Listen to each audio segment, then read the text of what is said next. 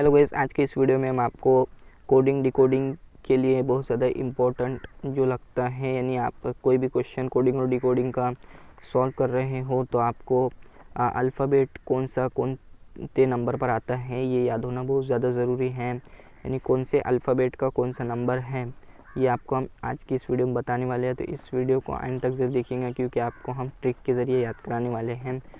तो चलिए ज़्यादा देर नहीं करते हुए वीडियो स्टार्ट कर लेते हैं। सबसे पहले बात करते हैं ए से लेकर डी तक। तो किसी को भी अगर पूछा जाए तो ए से लेकर डी तक के कौन सा नंबर है तो वो इजीली बता देगा। अगर पूछा जाए कि सी का कौन सा नंबर है तो वो बोल देगा 3 नंबर पे सी आता है। अगर पूछा जाए डी तो डी वो बोल देगा 4 नंबर पर आता है। अगर पूछा जाए ए तो वो बोल देगा पहले नंबर पर ई आता है। तो इस तरह से ए से लेकर डी तक के तो सभी को याद होते हैं। तो बात करते हैं डी के बाद जो आता है वो होता है ई। तो ई की बात कर लेते हैं। तो ई का यहाँ पर देख सकते हो 5वें नंबर पर ई आता है। तो आपको इसको किस तरह से याद रखना है, देखिए ई ऑलमोस्ट जो दिखने में लगता है वो ऑलमोस्ट 5 के जैसी दिखने में पूरा का पूरा लग रहा है। आपको दिखने रहा होगा तो मैं बता दूँ आपको ड्रॉ करके कि देखिए ई जो है इस तरह से है। अगर मैं इसकी ये वाली लकीर अगर इरेज कर दूँ, है ना, ये वाली अगर डंडी यहाँ से मैं इरेज कर दूँ और सेम इसी डंडी को मैं यहाँ पर लगा दूँ तो ये ऑलमोस्ट 5 के जैसे दिखता है। तो ई को आपको 5 से याद रखना है। तो ई का नंबर कौन सा है, 5वां है। चलिए उसके बाद बात कर लेते हैं एफ़ की। एफ़ का जो नंबर है वो है 6। आपको इसको किस तरह से याद रखना है, देखिए एफ़ से हो जाएगा फिक्स, एफ़ से हो जाएगा फिक्स और आपको याद रखना है 6। आपको याद रखना है 6। एफ से हो जाएगा फिक्स, आपको याद रखना है 6। तो इस तरह से आपका ये हो जाएगा। देखिए चलिए बात कर लेते हैं एफ के बाद आता है अल्फ़ाबेट जी। तो जी का जो नंबर है वो है 7। तो आपको इसको किस तरह से याद रखना है, देखिए जी भी ऑलमोस्ट दिखने में 7 की जैसी दिखता है। यहाँ पर देखिए अगर मैं ड्रॉ कर लेता हूँ, आपको जी मैंने यहाँ पर ड्रॉ कर लिया हूँ और अब देखिए ये वाला जो है एरिया ये ऑलमोस्ट 7 के जैसे दिखता है। तो आपको याद रखना है जी 7 के जैसा दिखता है। चलिए बात कर लेते हैं जी के बाद आने वाले अल्फ़ाबेट की। तो जी के बाद आ जाता है एच। एच ऑलमोस्ट बात करें तो 8 के जैसे दिखता है। यहाँ पर आपको मैं ड्रॉ करके बता देता हूँ, ये हो गया एच। अगर मैं इसको दोनों साइड को अगर मिला दूँ तो ये 8 दिखता है। उसके बाद बात करते हैं हम नेक्स्ट अल्फ़ाबेट की। नेक्स्ट अल्फ़ाबेट है आई। तो आपको आई को किस तरह से याद रखना है, तो आई नो से याद रखना है। आई नो, कई लोग बोलते हैं आई नो, मैं जानता हूँ। तो आई का आपको याद रख लेना है कि आई का नो है, आई का नो है, आई का नो है। नेक्स्ट जे है। तो जे की बात करें तो यहाँ पर जे 10 पर होता है। अब आपको इसको भी कैसे याद रखना है, देखिए यहाँ पर ये जे है, जे और जे का अगर हम 0 को नीचे गिरा दे तो कैसा दिखेगा, ये ऐसा दिखेगा। तो ये ऑलमोस्ट 10 के जैसे दिखेगा। तो जे किसके बराबर होगा, 10 के बराबर आएगा। चलिए बात करते हैं नेक्स्ट। तो नेक्स्ट जो अल्फ़ाबेट है वो के है। तो आपको देखिए के को किस तरह से याद रखना है, मैं बता दूं आपको कि के को आपको इस तरह से मैंने लिख लिया के, और मैं अगर इसको इरेज कर दूं, यहाँ पर देखिए इसको अगर मैं यहाँ से इरेज कर दूं तो ये तो 1 हो गया। और ये जो आपको डंडी दिख रही है तो आप उसको ऐसे मिला सकते हो तो ये 11 आपको दिखाई देगा। देखिए तो के का कौन सा नंबर है, 11। देखिए मैंने किस तरह से आपको बताया। आपको जो है ना के की जो है ना बीच से आपको कट कर देना है, ये ऑलमोस्ट 11 की जैसी आपको दिखाई देगा। चलिए नेक्स्ट अल्फ़ाबेट की बात कर लेते हैं। जो अल्फ़ाबेट है वो है एल। आपको इसको कैसे याद रखना है, एल, एल से हो जाएगा 12, एल से हो जाएगा 12। ये तो आपको इसके साउंड से याद हो जाएगा L12। तो चलिए नेक्स्ट की बात कर लेते हैं। नेक्स्ट जो अल्फ़ाबेट है वो है एम। तो एम को किस तरह से आपको याद रखना है मैं बता दूं आपको। एम ऑलमोस्ट जो है दिखने में 13 की चीज़ दिखता है। तो आप बोलोगे एम जो है यहाँ पर अगर देखा जाए तो इस तरह से दिखता है। एम लिखा जाए तो ये देखिए थ्री टाइप में दिख रहा है। सो 3 पर तो नहीं हो सकता क्योंकि 3 पर सी है, ये सबको पता है। तो 3 पे नहीं हो सकता, तो और कहाँ 3 आता है? तो आप बोलेंगे 13 में सी आता है। तो एम का कौन सा हो गया? एम का 13 हो गया। हाँ, एक और आपको मैं बता दूंगा आगे कि डब्ल्यू भी तो आप बोलेंगे 3 के जैसे दिखता है। डब्ल्यू भी तो 3 के जैसे दिखता है। तो यहाँ पर मैं आपको बता दूं कि आप डब्ल्यू और एम में कंफ्यूज हो सकते हो, लेकिन आपको नहीं होना है। कैसा कि एम आपको दिख रहा है 3 के जैसा, तो 3 पर तो सी है इसलिए आपने इसको 13 लिया। और डब्ल्यू और एम में पहले कौन आता है? एम आता है, तो आपको यहाँ पर 13 लेना है। और डब्ल्यू का जो नंबर है वो 23 है, इसमें भी 3 ही आएगा और इसमें भी 3। तो ये एक 13 पर है और एक 23 पर है। इस तरह से आप डब्ल्यू को भी याद रख सकते हो। तो चलिए नेक्स्ट अल्फ़ाबेट की बात करते हैं।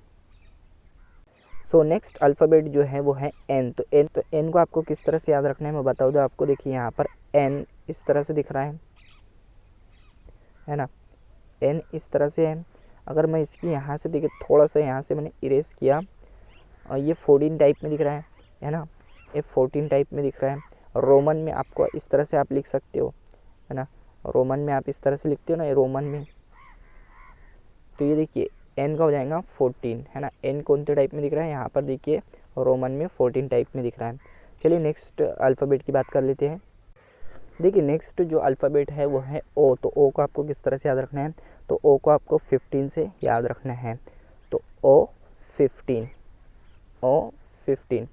है ना। 15 30 इस तरह से इसका जो है तो टेबल होता है ना। तो आपको 13 में 0 आ रहा है यानी ओ टाइप में। तो आपको ओ को आप 15 याद रख लीजिए। चलिए नेक्स्ट की बात कर ले। नेक्स्ट जो अल्फ़ाबेट है वो है पी। तो आप जो हैं अगर चाय पीते हो तो यहाँ पर देखिए इस तरह से अगर कप है ना, ये कप्स है और चाय पीते हो तो पी बोलते हो आप। पी तो किससे पीते हो? आप अपने दांतों से नहीं पीते, दांतों से नहीं पीते। एंड दांत 16 और 16 32 होते हैं, 16 नीचे 16 ऊपर। तो आप दांतों से नहीं पीते यानी पी जो है उसका 16 आएगा। चलिए नेक्स्ट की बात कर। तो नेक्स्ट जो अल्फ़ाबेट है वो है क्यू। तो क्यू को किस तरह से याद रखना है? क्यू मानी खतरा, क्यू मानी खतरा और खतरा से हो जाएगा 17। क्यू मानी खतरा, खतरा से हो जाएगा 17। इस तरह से आप इसको याद रख। नेक्स्ट जो है वो है आर। आर को आप किस तरह से याद रख सकते हो? देखिए आर से हो जाएगा रोज़ 18, है ना। जब आप 18 साल के हो जाते हो तो आपको क्या आता है? रोज़ टेंशन आता है ना। किस चीज़ का? कि भाई आपको पढ़ाई करनी है ना।